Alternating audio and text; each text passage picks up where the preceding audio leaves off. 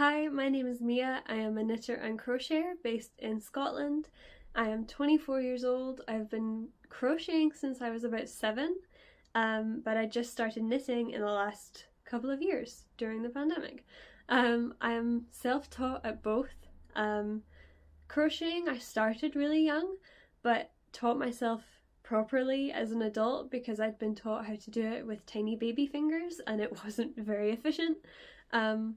So I've been crocheting properly for maybe 5 or 6 years, and I am only a couple years into my knitting journey.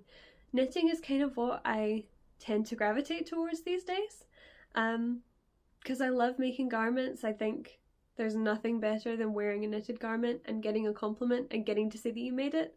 I'm actually wearing something that I knitted today. This is the first garment that I ever made. I'm really happy with how the neckline came out considering that. But you can definitely tell in some of my seaming and things, it's not the neatest thing in the world. I'd love to be able to tell you the details of the yarn that I used, but because it's the first thing I made, I didn't really understand the importance of keeping track of these things, and I have no idea. It's a natural Scottish raw wool, I know that much. It is very rustic feeling. You couldn't wear it next to skin, but it's lovely and warm for Scottish winters. So I'm pretty sure it's a Shetland wool, but I'm not 100% positive. Who knows? So as much as I love to knit, today's video is actually going to be about my crochet project for the year. I want to make a temperature blanket, but not sort of your traditional way. So I love the concept of a traditional temperature blanket. I think they're beautiful.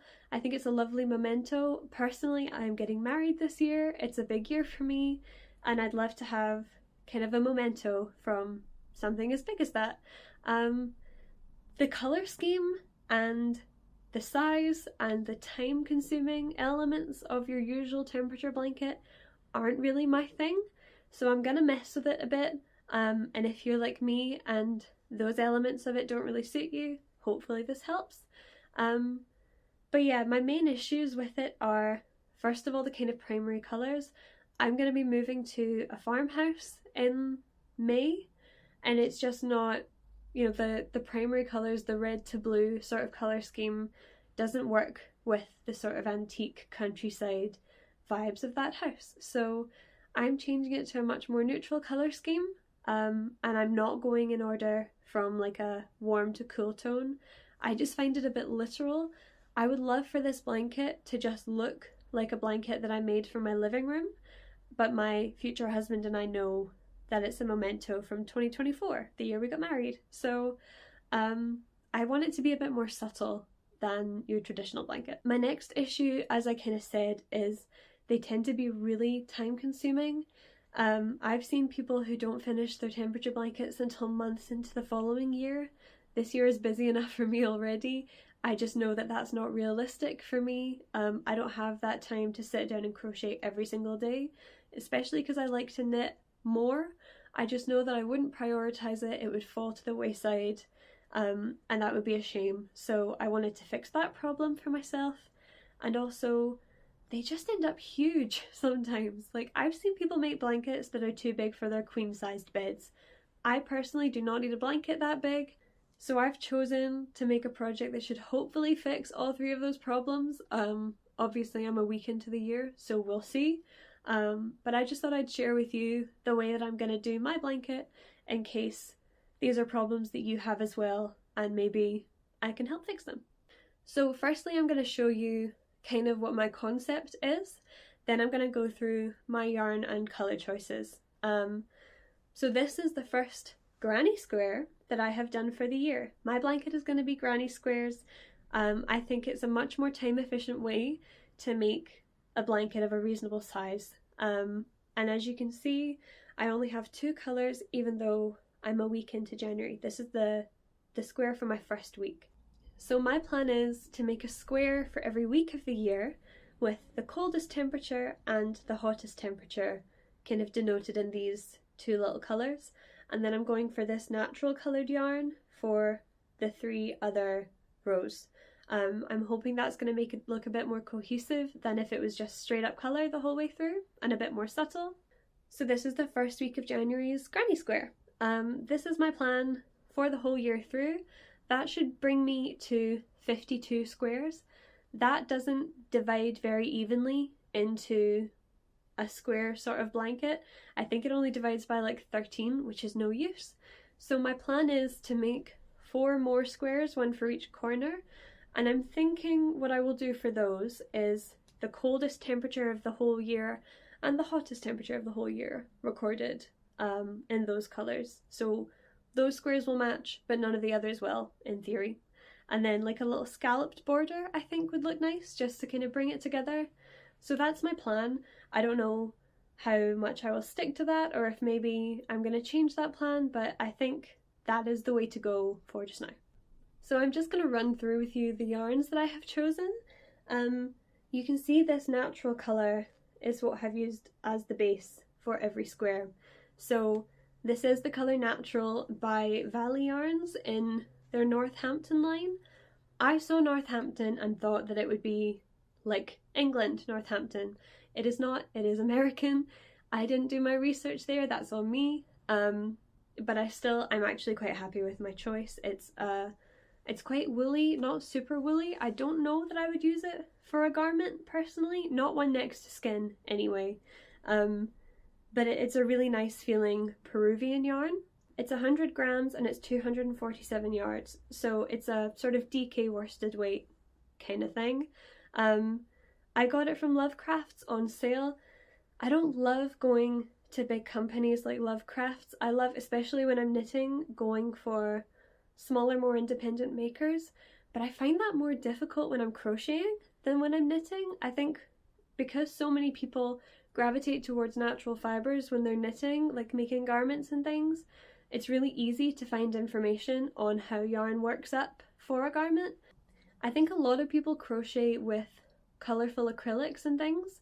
If that's your bag, fine, like great, enjoy. It's not really my thing, personally. I had that phase for a while, but now I tend to gravitate more towards the sort of neutral colour stories and more natural fibres, and they, for crochet, can be really difficult to find information on, for me at least. If you know where to find that information easily, please share. But yeah, that's just something that I struggle with. So when I crochet, I do tend to go for the bigger stores because they tend to have more information. So yeah, like I said, it's an American brand and it's Peruvian wool, so it's not very local. But it was on sale. And obviously when you're making a blanket, you're buying a decent amount of yarn, so it just made it more cost effective for me. It's still 100% wool, and for a blanket that was kind of the most important thing to me. So this is my neutral colour for between my actual colourful rows. So the first colour that I have for like signifying an actual temperature is Sage Heather. This is a green colour that I've chosen. It looked sort of greener online than it's kind of come out in person, which is a bit annoying. It's a really cool toned green to the point where it almost reads a little bit grey.